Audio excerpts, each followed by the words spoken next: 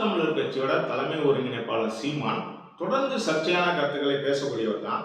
ஆனா, இப்ப அவர் ரீசென்ட்டா பேசியிருக்க 2 விஷயங்கள் ரொம்ப ரொம்ப சர்ச்சையை கிளப்பியிருக்கு. ஒண்ணு இஸ்லாமியர்கள் சம்மந்தமா பேசினது. இன்னொன்னு பார்த்தீங்கன்னா, தன்னோட கட்சி நிர்வாகிகள் சம்மந்தமாவே அவர் பேசியிருக்க 2 கருத்துக்கள். முதல்ல இஸ்லாமியர்கள் சம்மந்தமா அவர் பேசினது என்னன்னு பார்த்தோம்னா, திமுகவுக்கு தான் இஸ்லாமியர்கள் அதிகமா வாக்களிப்பாங்க. இறை தூதரே சொன்னாலுமே, நீங்க இறை தூதர் இல்ல அப்படின்னு சொல்லிட்டு திமுகவுக்கு தான் வாக்களிப்பாங்க. அது போக 5 கடமைகள்ல இஸ்லாமியர்கள் 5 கடமைகள்ல 6வது கடமையா ஒண்ணு வச்சிருக்கிறது என்னன்னு பார்த்தீங்கன்னா, திமுகவுக்கு வாக்களிக்கிறது. இஸ்லாமியர்கள் இதுவரைக்கும் எனக்கு வாக்களிச்சதே இல்லை அப்படின்னு சீமான் சொல்லியிருக்காரு. இது எந்த அளவுக்கு உண்மை அப்படின்னு பார்த்தோம்னா, இஸ்லாமியர்கள் தொடர்ச்சியா திமுகவுக்கும் அதிமுகவுக்கும் வாக்களிச்சு வந்தாலும், நாம் தமிழர் இயக்கம் ஆரம்பிச்சு அது கட்சியா மாறினதுல இருந்து இன்னைக்கு வரைக்கும் கணிசமான இஸ்லாமியர்கள் நாம் தமிழர் கட்சிக்கு ஆதரவு கொடுத்துட்டு தான் இருக்காங்க. அதாவது நாம் தமிழர் கட்சி விடுதலை புலிகள் ஆதரவு நிலைப்பாட்டில் தான் இருந்து செயல்பட்டாலும், இஸ்லாமியர்களுக்கும் விடுதலை புலிகள் இயக்கத்துக்கும் ஒரு எதிர்ப்பு நிலை இருக்குது. சில இலங்கையில் நடந்த சில சம்பவங்களால எதிர்ப்பு நிலை இருந்தாலும், தமிழ்நாட்டில் சீமான் வைத்த கருத்துக்கள், மதச்சார்பின்மை தொடர்பான விஷயங்கள் இதெல்லாம் கவர்ந்திருக்கப்பட்ட இஸ்லாமியர்கள் அன்னைக்கு கட்சி ஆரம்பிச்ச நாள் இன்னைக்கு வரைக்கும் சீமானுக்கு வாக்களிச்சுட்டு தான் வராங்க, ஆதரவு கொடுத்துட்டு தான் வராங்க. ஒரு உதாரணத்துக்கு பார்த்தீங்கன்னா, இன்னைக்கு ஒரு சீமானுக்கு ஒரு 5% வாக்குகள் விழுகுது உதாரணத்துக்கு அப்படின்னு வச்சோம்னா, அதுல குறைந்தபட்சம் 1% வாக்குகள் பார்த்தீங்கன்னா இஸ்லாமியர்கள் கொடுக்குற வாக்கு தான். அதுல மறுக்கிறதுக்கே இல்லை. அது போக நாம் தமிழர் கட்சியோட முக்கியமான ஊர்கள்ல, மாவட்டங்கள்ல இருக்க முக்கிய நிர்வாகிகள் இஸ்லாமியர்கள் தான் இருக்கிறாங்க. அப்படி இருக்கும்போது திடீர்னு இஸ்லாமியர்கள் வாக்களிக்கிறதே இல்லை, திமுக தான் வாக்களிக்கிறாங்க அப்படின்னு அவர் சொல்றதுல என்ன முகாந்திரம் இருக்குது அப்படிங்கிறது ஒரு சந்தேகத்தை ஏற்படுத்திருக்கு. என்னன்னு பார்த்தீங்கன்னா, ஒன்று என்ன பண்ணியிருக்கலாம், நடிகர் விஜய் கட்சி தொடங்கிட்டாரு, அவர் பெருவாரியான இளைஞர்களை தன் பக்கம் இழுத்துக்கிறாரு. அதாவது நாம் தமிழர் கட்சியில் இருக்கிற நிறைய இளைஞர்கள் விஜய் கட்சிக்கு போயிட்டாங்க, போய்கிட்டே இருக்கிறாங்க. இன்னொரு பக்கம் அண்ணாமலையும் சில கருத்துக்களை சொல்லி அவர் இந்து இளைஞர்களோட வாக்குகளை வாங்கிட்டு இருக்காரு. இப்ப நம்ம என்ன பண்ண முடியாதுன்னா, இஸ்லாமியர்கள் நம்மளுக்கு இதுக்கு மேல வாக்களிக்க மாட்டாங்க. இந்த 1% அப்படின்னா ஒரு 5% 1% அப்படின்னு இருந்தா அதுக்கு மேல இஸ்லாமியர்கள் நமக்கு வாக்களிக்க போறது இல்லை. அப்ப அந்த மத சார்பின்மையை விட்டுட்டு மதம் சார்ந்து நம்ம பேசக்கூடிய சில விஷயங்கள் நம்மளுக்கு கை கொடுக்கும் அப்படின்னு சீமான் நினைக்கிறாரு. உதாரணத்துக்கு பாஜகவோட ஒரு அஜெண்டா, அதாவது அவங்க என்னன்னா, எல்லா மதங்களும் எல்லா இதுவும் நம்மளுக்கு தேவை அப்படின்னு சொன்னாலும், அவங்களோட ஒரு இது இருக்குது. என்ன அப்படின்னா, அவங்களோட கொள்கை ரீதியான ஒரு விஷயம் என்னன்றது இந்துத்துவா அப்படிங்கிற ஒரு அடிப்படை தான். அந்த இந்துத்துவா பாஜகவுக்கு தமிழ்நாட்டில் கை கொடுக்கல.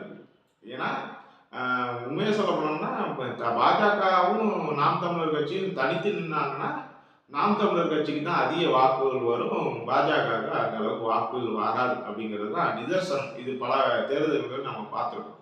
அப்படிங்கிற ஒரு சூழல்ல அந்த பாஜகவுக்கு போகக்கூடிய இந்து வாக்குகளை இன்னும் நம்ம பக்கம் கவர்ந்து இழுக்கணும் அப்படின்னா, நம்ம என்ன பண்ணலாம்னா, வேற மதங்களை நம்ம பேசணும்னா தான் இந்த கவர்ந்தெழுக்கப்பட்ட இந்த இந்து வாக்குகள் நம்மளுக்கு வரும் அப்படின்னு நினைச்சு சீமான் பேசியிருக்கலாம் அப்படிங்கிறது தான் ஒரு இதா இருக்குது.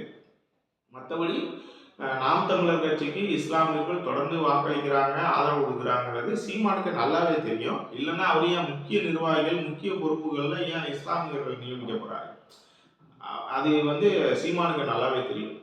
அதனால இது இந்து வாக்குகளை, இந்து இளைஞர்கள் வாக்குகளை, இல்லை இந்துக்களோட வாக்குகளை பாஜகவுக்கு அடுத்து சீமான் குறி வச்சிருக்காரு அப்படின்னு தான் பார்க்க முடியுது. இன்னொரு பக்கம் பார்த்தீங்கன்னா, தன்னோட கட்சி நிர்வாகிகளே பிசுறு அப்படின்னு சொல்லிட்டு சீமான் பேசியிருக்காரு. அதாவது இன்னைக்கு விஜய் கட்சிக்கோ இல்லை வேற கட்சிகளுக்கோ போற நாம் தமிழர் கட்சி நிர்வாகிகள், தொண்டர்கள் இவங்கெல்லாம் பிசுறு, இவங்கெல்லாம் தேவையில்லாத பிசுறுகள்.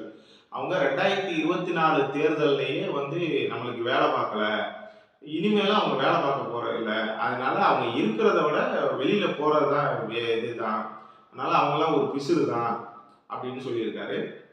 அது போக கட்சியில இன்னும் தேவையில்லாத சில பிசுறுகள்லாம் இருக்குது. அந்த பிசிறுகளையும் தூக்கி வீசிட்டோம்னா இன்னும் கட்சி நல்லா வளர்ச்சி அடையும் அப்படிங்கிற மாதிரி ஒரு விஷயத்த பேசியிருக்காரு சீமான். இது எந்த அளவுக்கு ஒரு இதா இருக்கும் அப்படின்னு பார்த்தோம்னா, கண்டிப்பா இல்ல. இப்ப பெரிய கட்சிகளுக்கு வந்து ஒரு பெரிய பணபலம் இருக்குது. ஒரு நிதி இது இருக்குது. நிதிச்சூழல் இருக்குது. ஆனா நாம் தமிழர் கட்சிக்கு வந்து பெரிய பணபலம், நிதிச்சூழல்ங்கிறதெல்லாம் இல்ல. தன்னோட கட்சி நிர்வாகிகள், தொண்டர்கள், வெளியில இருந்து கிடைக்கக்கூடிய பொருளாதாரத்த வச்சு தான் கட்சிய வந்து இன்னைக்கு வரைக்கும் அவர் வந்து வளர்த்துக்கிட்டு வராரு. அப்படி இருக்கிறபோது, இந்த பிசிறுன்னு சொல்லக்கூடிய நிர்வாகிகளும், தொண்டர்களும் குடுத்த பணம், அவர் ஆதரவு குடுத்தாங்க, வேலை பார்க்குறாங்க, பார்க்கலங்கிறத தாண்டி, அவங்களும் கட்சிக்கு வந்து பொருளாதார ரீதியாவும் சரி, உடல் ரீதியா, வேலை இது ரீதியாவும் நெறைய உழைச்சிருக்காங்க. அப்படிங்கிறப்போ அவங்கள வந்து சாதாரணமா ஒரு பிசிறுன்னு சொல்றதுல அது என்ன நியாயம்னு தெரியல. இதுக்கிடையில சீமான் வந்து பிசிறுன்னு சொன்னது காளியம்மாள தான் அப்படின்னு ஒரு பேச்சு அடிபட்டுட்டு இருக்குது. என்னன்னு பார்த்தீங்கன்னா, கடந்த சில மாதங்களா காளியம்மாளுக்கும், சீமானுக்கும் ஒரு மோதல் போக்கு நிலவிட்டே இருக்குது. அதனால காளியம்மன வந்து விஜய் கட்சிக்கோ, இல்ல அதிமுகவிலயோ சேர போறாங்க அப்படின்னு ஒரு பேச்சு அடிபட்டுக்கிட்டே இருக்குது. இதுக்கிடையில இந்த தேவையில்லாத பிசிறுகள்லாம் வெளியில போயிட்டாலே நம்ம கட்சி வந்து நல்லா பலப்படும்.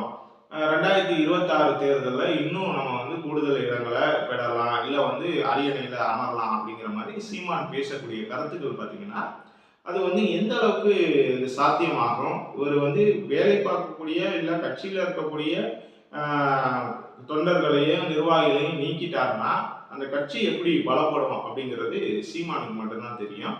அது கண்டிப்பா வந்து அவர் இந்த நடவடிக்கைகள மேற்கொள்றாரு அப்படின்னு பார்த்தோம்னா, அது 2026 தேர்தல்ல எந்த அளவுக்கு கை குடுக்கும் அப்படிங்கிறத அப்பதான் நம்ம பார்க்க முடியும்.